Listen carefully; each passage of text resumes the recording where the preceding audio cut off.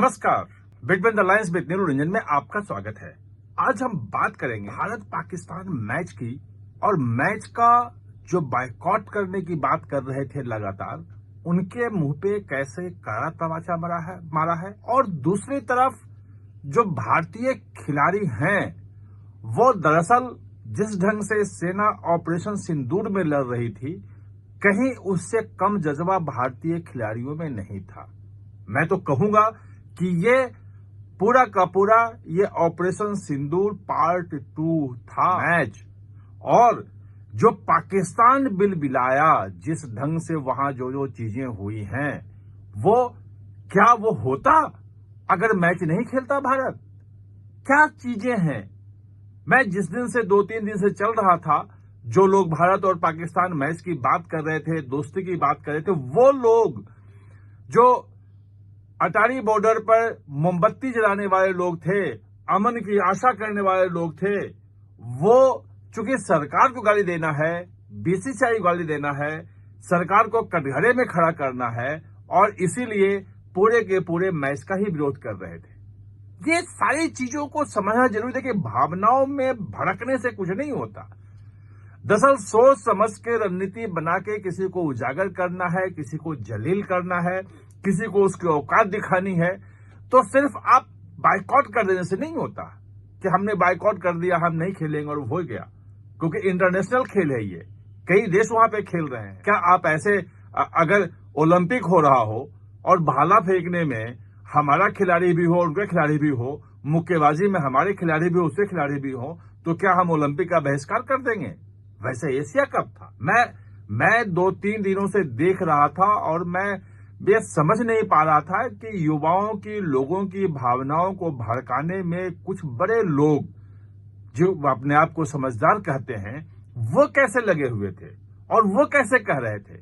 पूरे मैच को अगर आप देखिएगा तो जिस ढंग से टॉस जीतने के बाद भारतीय कप्तान सूर्यकुमार यादव ने हाथ नहीं मिलाया, लोग ये कह रहे थे, मैंने देखा मिरांडा हाउस वाले कार्यक्रम में, कि क्या मुंह में पट्टी बांध के करेंगे, मैच खेलेंगे, क्या बातचीत वहां नहीं होगी?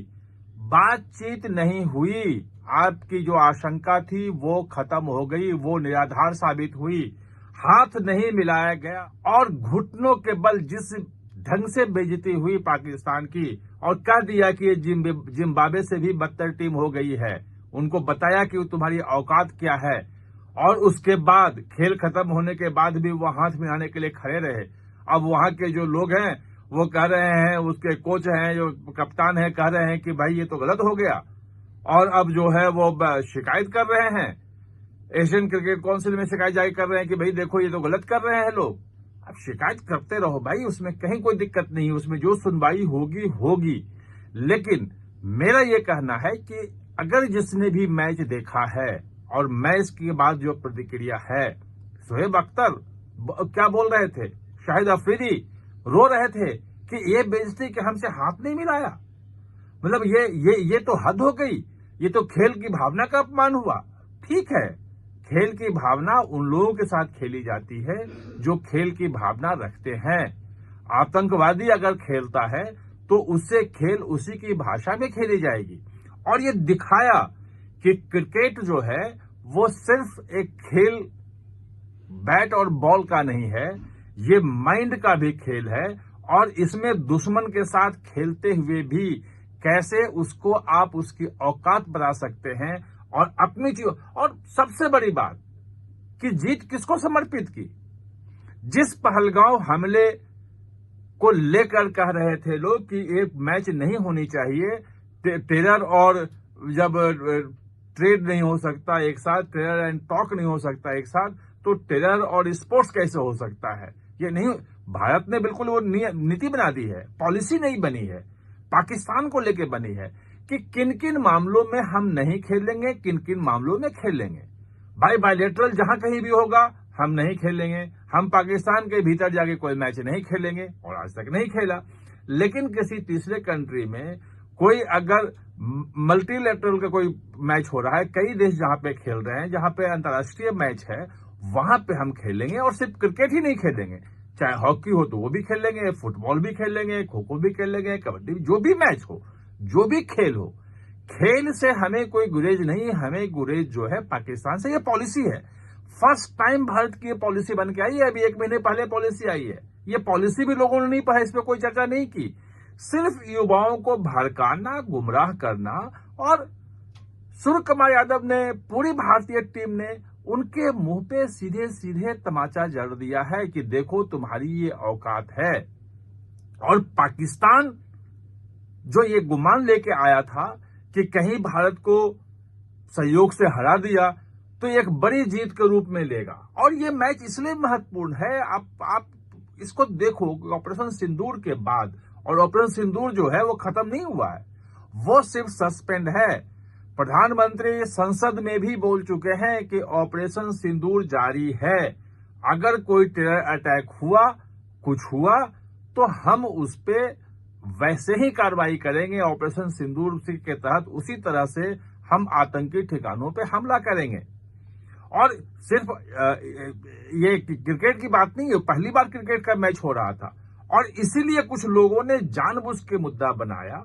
और जो लोग 26/11 के हमले के बाद जो पार्टियां जो हैं वो विरोध नहीं कर रही थी मैच का, वो कह रही थी कि क्रिकेट को इसे दूर रखा जाए, वो पार्टियां, वो कांग्रेस, वो टीएमसी, वो पार्टियां सब सामने आके कह रही थी कि मैच क्यों कर रहे हो आप, भी वही उसी मुद्दे पे आ गई थी।